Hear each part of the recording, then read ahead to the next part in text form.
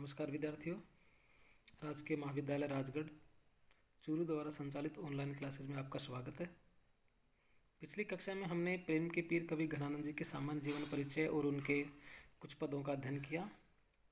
आज हम उन्हीं के दो पदों का अध्ययन करने जा रहे हैं, पद संख्या 10 और पद संख्या 11। तो देखिए, पद संख्या जो 10 है वो इस तरह से है। नेह निधान सुजान समीप तो सींचती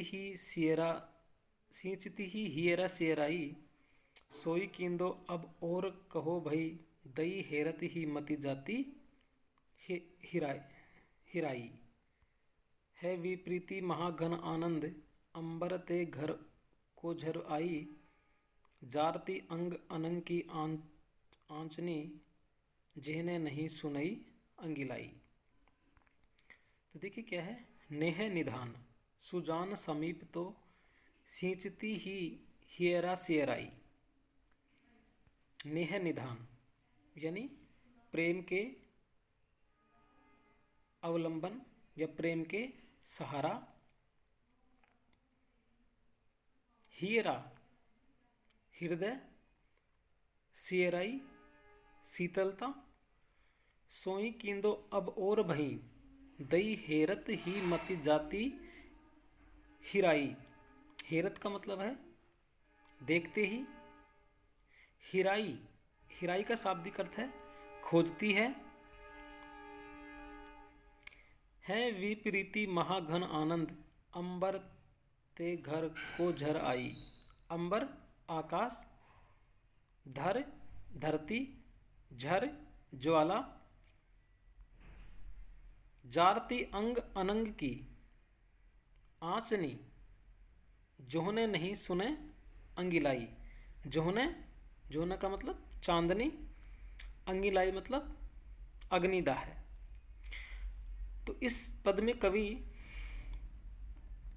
घनानंद जी ने संयोग काल में जो प्रकृति हमें सुखकारी लगती है वे वियोग काल में संतापकारी हो जाते हैं। इसमें इसी स्थिति का चित्रण किया गया है। एक विरहणी नायिका कहती है, प्रेम निधान सुजान समीप तो सींचत ही हियरा सियराई।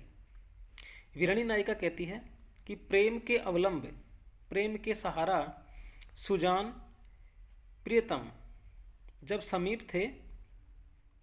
नेह निधान सुजान समीप तो यानी प्रेम के अवलंब, प्रेम के सहारा सुजान जब समीप थे अर्थात संयोग काल में जब प्रियतम का साथ था तो सींचती ही हियरा सियराई तब चांदनी हृदय को शीतलता से सींचती थी अर्थात चांदनी सुखकारी लगती थी। सींचती ही हियरा सियराई जब चांदनी हृदय को शीतलता से सींचती थी अर्थात चांदनी सुखकारी लगती थी। परंतु अब वही सोई किंदो अब और वही, सोई किंदो किंतु अब वही और वही, किंतु अब वही चांदनी कुछ और हो गई है अर्थात एकदम बदल गई है। अब प्रीतम के अभाव में ऐसा लगता है जैसे यह चांदनी परिवर्तित हो गई है, क्योंकि अब उसमें दई हेरत ही मति जाती हिराई, क्योंकि अब उसमें शीतलता जो का प्रदान करने का जो गुण था वह गुण अब नहीं रहा है। दई हेरत ही मति जाती हिराई, अब तो क्या होता है कि यह चांदनी अंग प्रत्यंग को क्या कर रही है, जलाती है। और जलाने से क्या होता है, दई हेरत ही मति जाती हिराई, और इस चांदनी को देखते ही वह बुद्धि खो जाती है अर्थात बुद्धि नष्ट हो जाती है।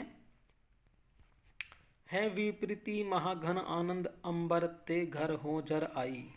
और कवि घनानंद कहते हैं कि यह तो अत्यंत उल्टी बात है कि आकाश की ओर से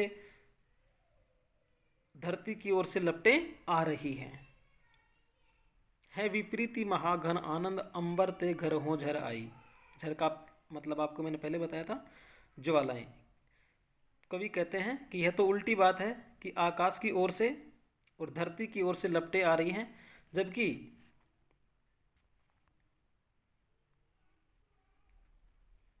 होता क्या है, साधारण अग्नि इसके विरुद्ध होती है क्योंकि नीले आकाश की ओर लपटे जाती हैं। लेकिन यहाँ तो क्या हो रहा है, आकाश से धरती की ओर लपटे आ रही हैं। किंतु इस जो चांदनी रात है, इस चांदनी रात में ये जो चांदनी है वो अग्नि में ऊपर से धरती की ओर लपटे आ रही है।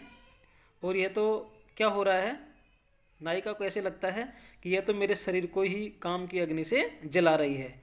जारती अंग अनंग की आँचनी, जारती मतलब जला रही है, अंग मतलब अंग, अनंग मतलब एक तरह से हम यहाँ अनंग से मतलब लेंगे काम वासना से, कि जो चांदनी रूपी अग्नि है ये तो मेरे शरीर को काम की अग्नि से जला रही है।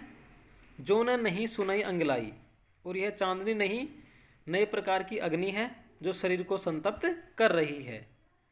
जो न नहीं सुनाई अंगिलाई, कि यह जो न नहीं अर्थात ये चांदनी नहीं है सुनाई अंगलाई, बल्कि यह तो क्या है, अग्निदाह है, अर्थात शरीर को जलाने वाली एक आग के समान है वो चांदनी अब नायिका को लग रही है। तो देखिए इस पद में कवि ने ये बताया है कि जो सामान्य लपटें होती हैं वो ऊपर की ओर जाती हैं, किंतु विरह काल में चांदनी के रूप में कामिनी के ऊपर जो चांदनी ऊपर से नीचे की ओर आ रही है तो वह कामिनी नायिका को है वो एक अग्नि के समान लग रही है। तो इस पद में हम देखते हैं कि अलंकारों की बात करते हैं तो अनुप्रास और छंद मैंने आपको पहले बता रखा है कि जो घनानंद जी के हैं वो सवैया छंद हैं वो प्रसिद्ध हैं और ज़्यादातर पद उनके सवैया छंद में ही हैं। तो अगला उनका जो पद है देखिए 11वें नंबर का पद, चंद चकोर की चाह करे गन आनंद स्वाति पपैया को धावे, यो तस्र रेणी के एन सबे रवि मीन पे दीन हवे सागर आवे, मोसो तुम्हें सुनो जान कृपा निधि नेह निभाइयो यो छवि पावे, अपनी रुचि राचि कुबेर सु रंग ही ले निज अंक बसावे। तो देखिए क्या है, त्रसरेणी, त्रसरेणु का मतलब सूर्य की एक पत्नी का नाम है या परम अणुओं का जो पुंज है उसे त्रसरेणी कहेंगे। एन बसे, एन का मतलब है यहाँ पर रांची, रांची का शाब्दिक अर्थ हम लेंगे अनुरक्त होकर या अनुरंजित होकर, रंग के ही गरीब को। तो देखिए क्या है, चंद चकोर की चाह करे घन आनंद स्वाति पपैया को धावे, इसमें प्रेम की एक निष्ठता, उसकी विनम्रता एवं उदारता आदि विशिष्टताएं हैं वो बताई गई हैं। चंद चकोर की चाह करे घन आनंद स्वाति पपैया को धावे, कवि वर्णन करते हुए कहते हैं कि चंद्रमा चकोर को चाहने लगे, आनंद घन आनंद स्वाति पपैया को धावे, और आनंददायी स्वाति नक्षत्र का मेघ जल पपैये के पास आए या जल पपैये के पास आए। इस प्रकार यो त्रस रेणी के एन बसे रवि, और इस प्रकार त्रस रेणु के घर सूर्य आकर निवास करे, मीन पे दीन हवे सागर आवे, और मछली के पास विनम्र भाव से समुद्र आ जावे। इसी प्रकार मोसो तुम्हें सुनो जान कृपा निधि नेह निभाइयो यो छवि पावे, इसी प्रकार प्रियतम प्रेमी भी स्वयं प्रियतमा या प्रिया के पास आवे, अर्थात उसकी उपेक्षा न करके स्वयं भी प्रेम का निर्वाह करे। तो हे कृपा के सागर सुजान, मेरे साथ तुम्हारा प्रेम व्यवहार भी इसी तरह शोभा पा सकता है। किस तरह से, अपनी रुचि राचि कुबेर सु रंग ही ले निज अंक बसावे, कि जिस प्रकार कुबेर अपनी इच्छा से अनुरक्त होकर किसी गरीब को स्वयं अपनी गोद में बैठा दे, उसी प्रकार प्रेमी स्वयं प्रेमिका के पास आए तो उसका वह प्रेम व्यवहार शोभा पा सकता है। देखिए इसमें होता क्या है, चंद चकोर की चाह करे, कवि ने जो पद लिखा है ये बिल्कुल उल्टा पद लिखा है, क्योंकि देखिए चकोर जो पक्षी है वो चंद्रमा की चाह करता है और जो पपैया है वो स्वाति नक्षत्र की बूंद की चाह करता है। जो त्रसरेनी है वह स्वयं सूर्य की